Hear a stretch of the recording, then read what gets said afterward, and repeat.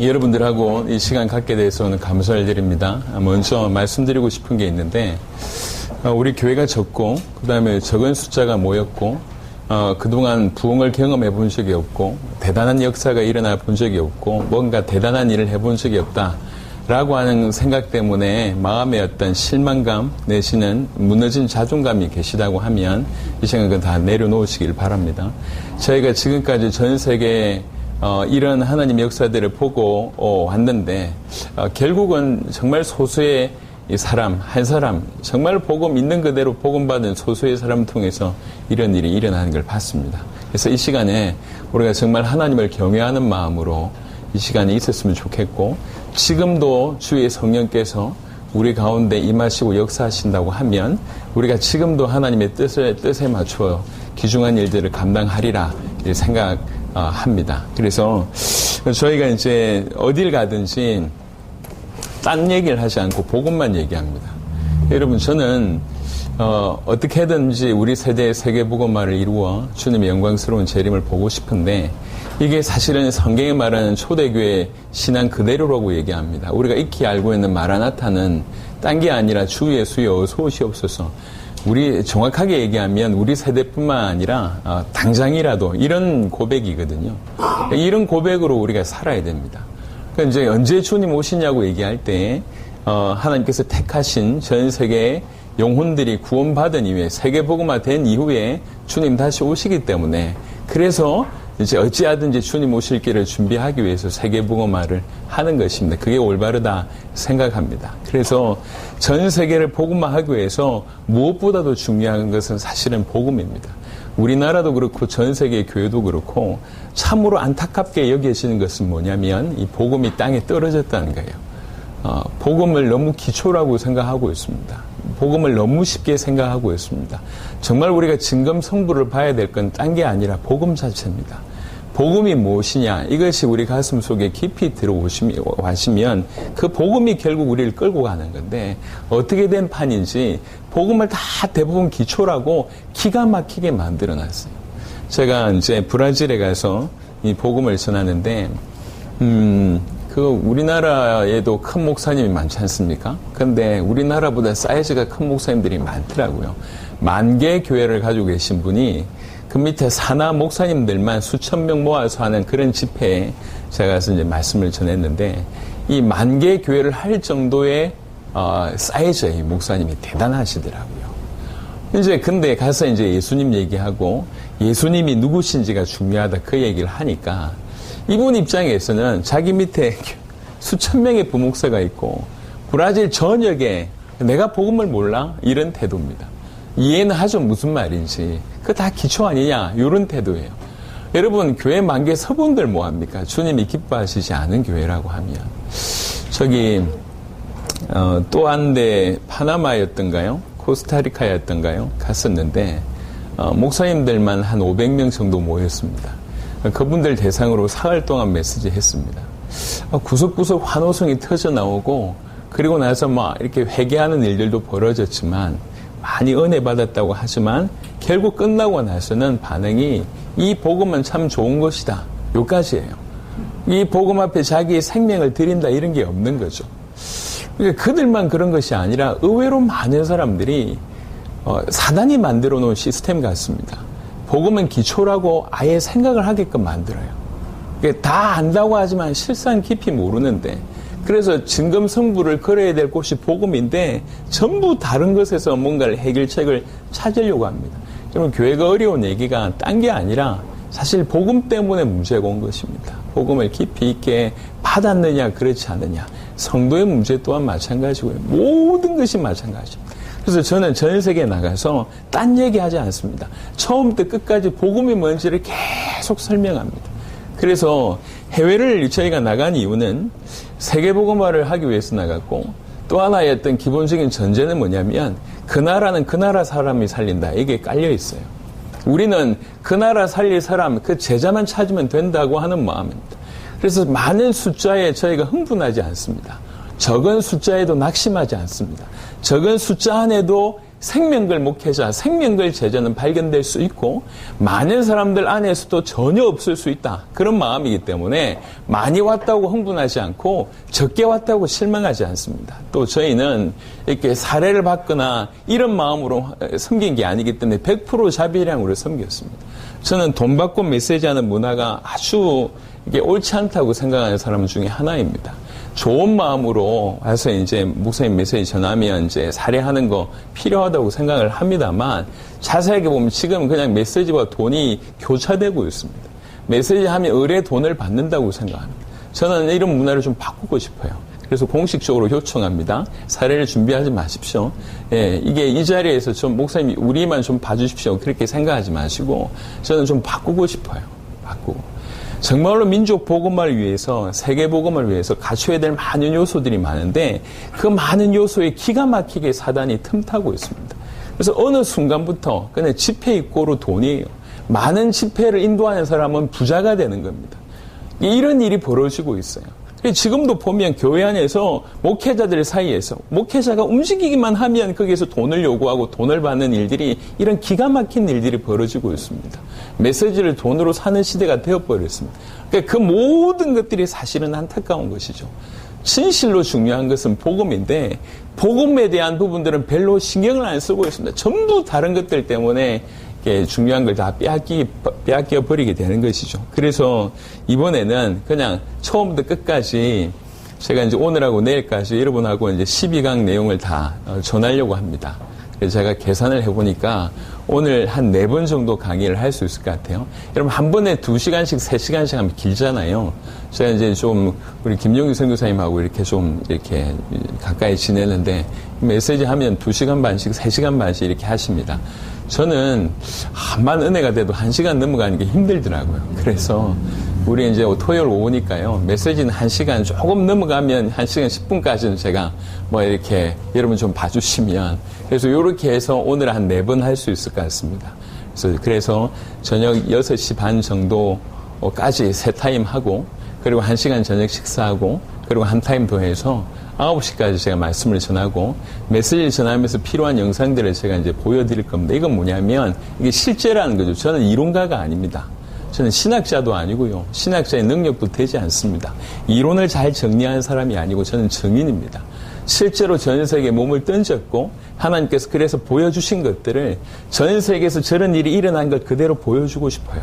교회 하나가 전 세계 100개국에서 그것도 현지인들만 제자를 찾고 그 제자를 통해서 그 나라 살아나는 것을 제가 본 적도 없고 들은 적도 없습니다. 근데 하나님께서 그런 일들을 그대로 일으키셨어요. 저희가 돈이 있는 것도 아니고 일꾼이 많은 것도 아니에요. 근데 그냥 복음 하나 전했던 것 때문에 짧은 시간에 저런 일이 벌어집니다.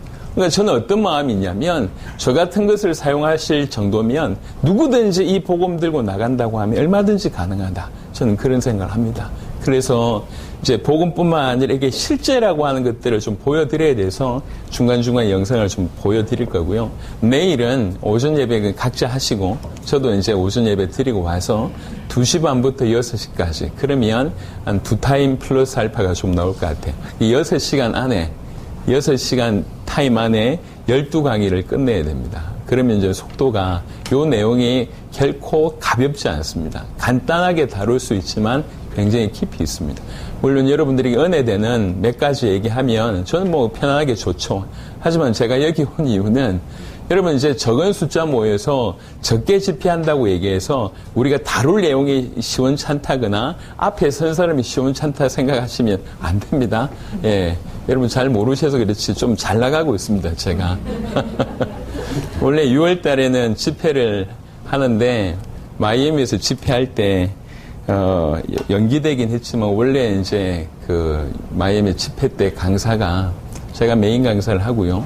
같이 강의하시는 분 중에 한 분은 콜롬비아 대통령 후보, 또 한 명은 이제 멕시코 대통령 후보, 또 한 명은 이제 플로리다 주지사, 그리고 또 미국 상원 의원, 그리고 플로리다 크리스찬 대학이라고 FCU가 있습니다. 그게 총장, 그리고 또 한 명, 요건 확정이 됐고요. 또 한 명이 이제 섭외 중이었던 분이 트럼프였습니다. 이런 분들하고 마이애미하고 올란도에서 집회를 하려고 했었습니다. 이제 그런 사람이니까 그러니까 그렇게 작은 교회에서 적은 숫자 모였다고 전하는 내용이 시원찮거나 전달하는 제 메신저가 시원찮다 이렇게 생각하시면 안 되고요. 좀 마음을 여시길 바랍니다. 어떻게 보면 저는 마음에 우리나라 이 민족도 복음화해야 된다고 하는 생각을 굉장히 간절히 가지고 있기 때문에 올바른 내용이 전달되고 올바른 방법대로 일어나야 된다 이런 생각을 하고 있습니다. 그래서 올바른 내용뿐만 아니라 방법 또한 지금 우리나라에서 유행하고 있는 그닥 옳지 않는 모든 문화를 없애버려야 됩니다. 개혁해야 된다 생각합니다. 제가 상암 월드컵 부장에 차를 몰고 이렇게 지나가는데 뭔가 하는데 조용한 거예요. 이게 뭐 축구 경기 하는 것 같지도 않고 뭔가 사람들이 모여 있는데 저게 뭐 하는 거지라고 싶을 정도로 궁금증이 생길 정도의 분위기였어요. 그래서 제가 차를 대고 상암 월드컵 구장에 갔어요. 그 상암 월드컵 구장 그 관중석만 해도 몇만 명 들어가거든요. 근데 운동장까지 쫙 의자를 깔고 자리가 꽉 찬 거예요. 이게 뭐지? 근데 이제 지나가다가 경비원들이 하는 얘기를 들었어요. 야, 이런 모임 처음 본다는 거예요.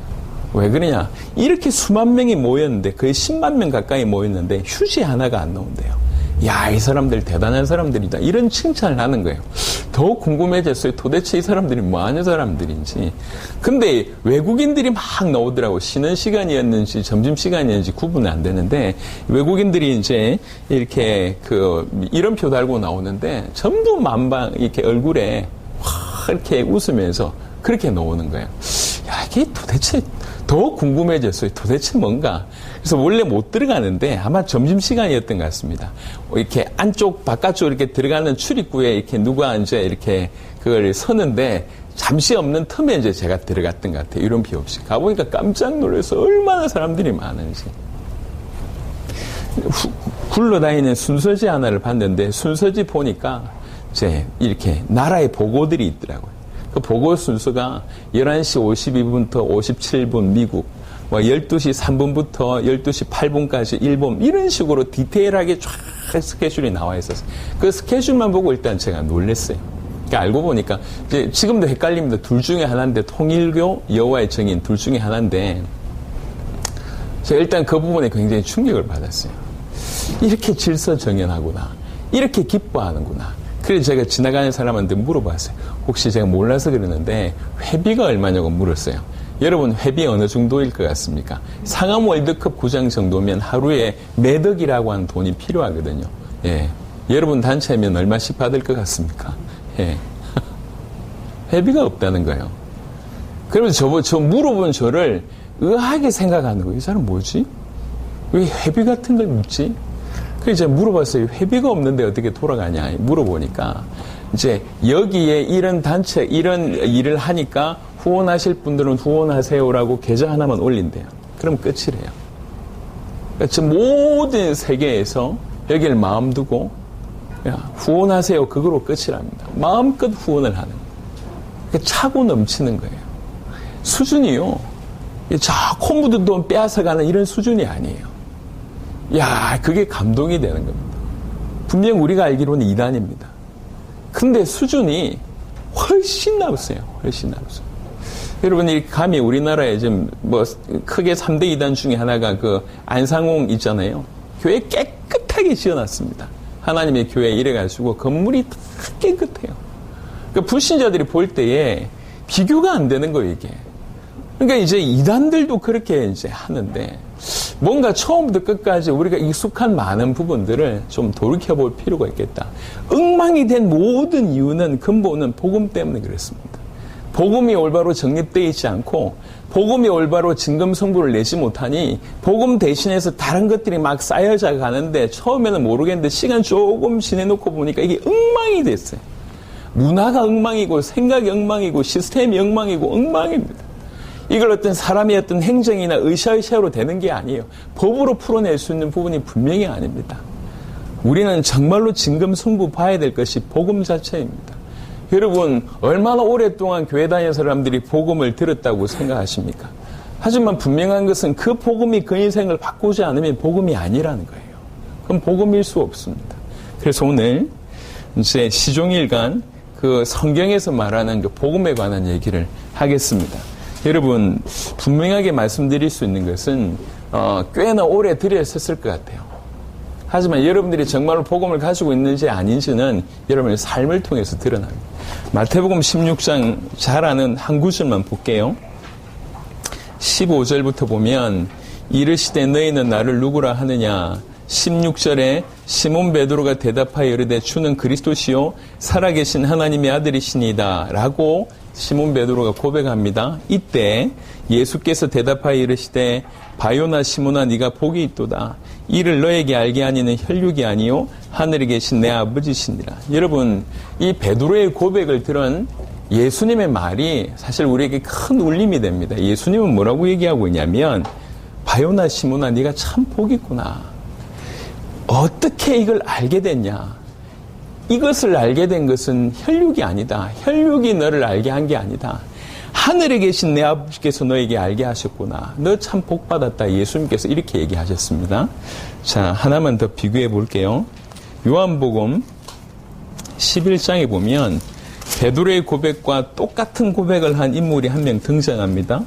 요한복음 11장 27절을 보니까 요한복음 11장 27절에 이르되 주여 그러하외다. 주는 그리스도시요 세상에 오시는 하나님의 아들이신 줄 내가 믿나이다. 누가 고백합니까? 마르다라고 하는 사람이 고백합니다.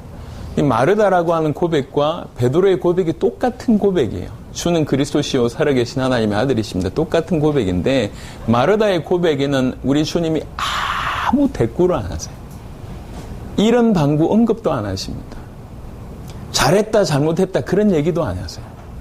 근데 동일한 고백의 베드로의 고백은 예수님께서 놀랬어요. 조금 우리가 이해하기 쉽게 표현하자면 거의 충격 수준으로 받으신 것 같아요. 어떻게 네가 이걸 알았냐? 네가 한 게 아니다. 혈육이 알려준 게 아니다. 하늘에 계신 내 아버지께서 너를 알게 하셨구나. 그러니까 베드로가 가지고 있는 그 믿음과 신앙을 보고 예수님이 충격을 받으신 거고 똑같은 말을 하고 있는 마르다는 아무 언급도 안 하셨어요.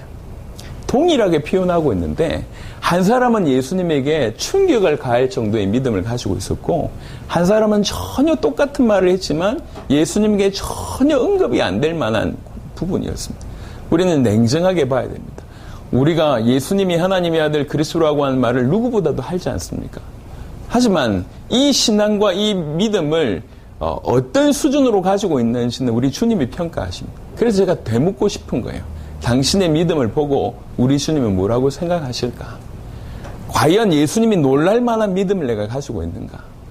예수님이 충격받을 만한, 예수님이 기뻐서 어쩔 줄 모를 만한 그런 믿음을 내가 가지고 있는가? 내 믿음을 보시고 우리 주님이 그렇게 충격받아 하실까? 너무 기뻐하실까? 네가 어쩌다가 이걸 알았냐? 라고 칭찬하실까? 아니면 들은 척만 척 하실까? 다른 얘기예요. 똑같은 문장입니다. 주는 그리스도시요 살아계신 하나님의 아들이십니다. 여러분, 이 말을 많이 들은 게 중요한 게 아니에요. 또 심지어는 이 말을 내가 많이 뱉은 것도 중요한 게 아닙니다. 횟수가 중요한 게 아닙니다. 이게 나한테 어떻게 부딪혀왔고 이게 도대체 나한테는 어떤 의미가 있고 이 의미를 가지고 내가 어떻게 살아가는지를 우리 하나님이 아실 거 아닙니까? 그 하나님이 우리 신앙을 보고 정말 네가 올바른 믿음을 가졌구냐? 아니, 아무런 대꾸를 안 하시거나 둘 중에 하나입니다.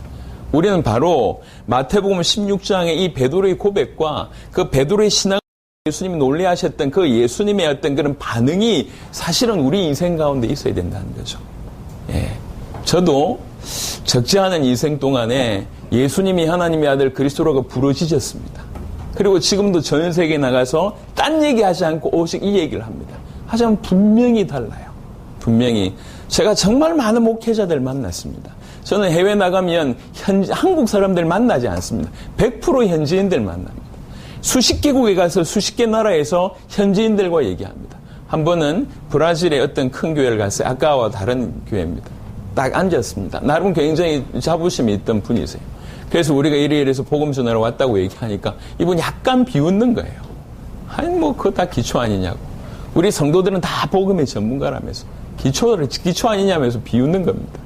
그래서 이제 그날 메시지를 그래도 전해보라고 해서 메시지를 전하고 갔을 때 우리 팀 중에 약간 그런 부분에 좀 이렇게 좀 장난기가 있는 친구가 일부러 종이를 다 나눠준 거예요. 백지를. 그래놓고 얘기한 겁니다. 그리스도가 무슨 뜻이냐 써봐라. 목사님이 다 우리 성도들은 다 복음의 전문가라고 하던데 당신들 써봐라. 그리스도 해놓고 뜻조차 모르는 거야. 그래서 어떤 놈은 핸드폰 꺼내가지고 이렇게 컨닝 하는데도 의미를 몰라. 컨닝하고도 똑바로 못 써요. 나중에 정확하게 설명해 주니까 그제야 이제 처음 들었다고 하는 반응입니다. 목사님들이 다 죄송합니다. 수준들이 다 그렇습니다. 여러분, 복음에 올바른 부딪힘이 없는데 어떻게 주와 복음을 위해서 생을 겁니까? 그럼 생각을 해보세요. 왜 오늘날 기독교인들이 이렇게 욕을 들을까요? 얼마 전에 설문조사를 했는데 호감도 조사를 했어요. 천주교하고 불교 호감도가 64%, 65%예요. 예. 천주교가 65%인가 그렇고 이제 불교가 64%가 그랬어요. 여러분, 기독교인은 호감도 어느 정도 나온 줄 아십니까? 25%예요, 25%. 그나마 지금 교회 다니는 사람들만 호감을 표시한 거죠. 완전 땅바닥입니다. 이게 왜 그렇다고 생각을 하십니까? 왜 교회에 이렇게 문제가 많다고 생각하고 왜 이렇게 교인들이 이중적일까요? 왜 이렇게 교회 안의 모습과 교회 밖의 모습이 다를까요? 또 교회 밖에 가서는 왜 이렇게 티도 내지 못할까요? 예수 믿는 티도 내지 못할까요? 이게 왜 그렇습니까? 그냥 내가 이렇게 비난을 받고 아니면 어떤 이렇게 혜택을 받지 못하고 불이익을 받을 것 같아서 표를 내지 못하냐? 그렇지 않다니까요. 엄밀하게 얘기하면 힘이 없는 겁니다. 그렇게 살아낼 힘이 없는 것이죠. 딴 게 문제가 아니라 복음 자체입니다. 근데 복음이 우리를 살리는 것인데 기가 막히게 사단이 이 복음만을 변질시켰고 복음이 기초라고 만들고 복음은 아무것도 아니냐 다 알고 있느냐 그렇게 만들어버렸습니다. 그래서 복음의 진검성부를 보고 복음을 향하여 인생 전체를 던져야 될 것인데 여기에서 올바른 답을 찾지 못하니까 전부 다른 데서 해결책을 구하려고 합니다. 여러분, 요즘에는 목사님의 이중직이라고 하는 것이 수면 위로 드러나고 있습니다. 교회가 많이 힘드니까요. 이전 같은 경우에는 목사님들이 바깥에서 알바하고 돈 벌면 이게 완전 정지했어요. 근데 이 숫자가 점점 늘어나기 시작하지 않습니까? 그래서 공공연하게 지금 무슨 일이 벌어지고 있냐면 목사의 이중직을 허용해야 된다고 얘기하고 있습니다. 이 과정 가운데 끊임없는 갈등들이 생기는 거예요. 돈 벌러 나가는 목사님들은 갈등하게 돼 있고 돈 벌러 나가는 목사님들을 향해서 비난하게 돼 있으면서 본인들도 어쩔 수 없이 점점점 나가야 되는 이런 구조 속에 계속 가니까 근데 심지어는 이제 뭐라고 얘기하면 이걸 당당하다고 얘기합니다. 물론 당당합니다. 이미 사고사에서는 그러니까. 근데 중요한 건 뭐냐면 심지어는 목사님들은 다 이렇게 해야 된다는 식으로까지 지금 끌고 가고 있습니다. 이게. 그러니까 어디서 손을 봐야 될지 모르는 거예요. 교회 목회자들이 가장 힘들어하는 건 뭐냐면 성도들의 무관심입니다. 성도들이 교회까지 와서 왜 무관심을 할까요? 무관심하려고 교회 왔습니까? 아니잖아요. 살아보려고 교회 왔잖아요. 근데 무관심합니다. 왜 그렇습니까? 뭔가 답이 안 된다는 거예요. 여러분, 인생에 있어서 복음 말고 답은 없습니다. 신앙생활에 있어서도 복음 말고는 답이 없습니다. 우리는 복음의 전문가여야 하고 복음에 우리 인생이 박살낼 정도로 복음의 정면 승부를 봐야 됩니다. 그 안에서 사실은 모든 것이 나오는 거예요. 저는 분명 30년 전보다 지금 더 복음을 더 잘 아는 것 같습니다. 그리고 100개국의 제자를 세울 정도로 여러분 이제 오늘 밤에 혹시 시간 나시면 저녁 10시에 한번 들어와 보십시오. 저희가 다음 주 화요일부터 토요일까지 이제 꿈부레라고 하는 것을 진행합니다. 100개국 정도의 문이 열렸는데 인터넷 사정이나 보고의 어떤 이런 부분들이 잘 안 돼가지고 이번에 한 70개국 정도가 참여를 해요. 70개국 정도가 성도들이 동시에 참여해서 동시다발적으로 열 몇 개 언어로 통역이 되는 그런 시간을 이제 다음 주 화요일부터 토요일까지 진행하는데 오늘 최종 점검하는 시간입니다. 같이 모여서 기도하고 찬양하고 중요한 부분들을 논의합니다. 그러니까 70개국에 오늘은 70개국까지 안 들어올 거고 핵심만 들어올 건데 여러분 이게 보통 일이 아니잖아요. 이런 일이 진행되고 있습니다. 전 세계에 정말 많은 분들을 만나면서 처음부터 끝까지 결국 우리 진검승부는 계속 복음이라고 얘기하고 있습니다. 여러분 이 세상은 복음과 복음 아닌 것의 싸움입니다. 그렇다고 얘기하면 적어도 우리만큼이라도 교회 안에 주를 위해서 살겠다고 하는 우리만큼이라도 복음의 생을 걸어야 됩니다. 제가 이렇게 많은 분들한테 복음을 전할 정도로 30년 전보다 지금 더 복음을 알고 잘 누리고 잘 전하는 것 같습니다. 예. 그런데 저는 30년 전보다 더 갈급해졌어요. 왜 그러냐면 분명히 제가 이제 군대 생활을 저 철원에서 이제 군생활을 했습니다. 저기 산꼭대기에서 제가 6개월 살았는데요. 저기 산꼭대기에 보면 아주 먼데 희미합니다. 그러면 이렇게 점점 걸어가죠. 멀리 있을 때 높은지 몰라요. 점점 가까이 가서 산 밑에 딱 서는 순간 그 산에 압도당하는. 그러니까 저는 예수가 그리스도라고 한 복음을 계속 전했습니다. 30년간 계속 전해왔습니다. 30년간 계속 전해오고 발버둥 치면서 점점 가까이 가보니까 이전보다 더 가까이 갔는데 이전보다 더 가까이 간 것만큼 이전보다 더 크게 저한테는 다가오는 거예요, 이게. 그래서 한편으로는 더 갈급하고 한편으로는 더 답답합니다. 답답하다는 표현은 어떤 거냐면 더 많이 알고 싶은데 왜 아직 이 정도일까? 그런 의미로 답답하다는 거죠. 여러분, 사도 바울이 빌립보에 이제 편지 보내면서 빌립보 3장에 이런 고백을 합니다. 내가 정말로 알고 싶은 것이 간절히 알고 싶은 것이 몇 가지가 있는데 그걸 너무 알고 싶어서 머리로 알 수 있는 수준이 아니라 그걸 너무 알고 싶어서 빨리 죽어서 부활에 이르려고 싶다. 그러면서 빌립보 3장 10절에 그 알고 싶은 세 가지를 언급합니다. 내가 그 그리스도와 그 부활의 권능과 그 고난의 참여함을 알고 싶어서 어찌하든지 빨리 죽어서 부활에 이르고 싶다라고 고백합니다. 저는 사실 이 문장에서 무너진 거죠. 감옥에 앉아가지고 이 지구상에 그 누구보다도 그리스도를 잘 알고 잘 누렸고 잘 지냈던 그 인생이 그 감옥에 앉아가지고 하는 말이 나는 여전히 배고픕니다. 나는 여전히 더 알고 싶습니다.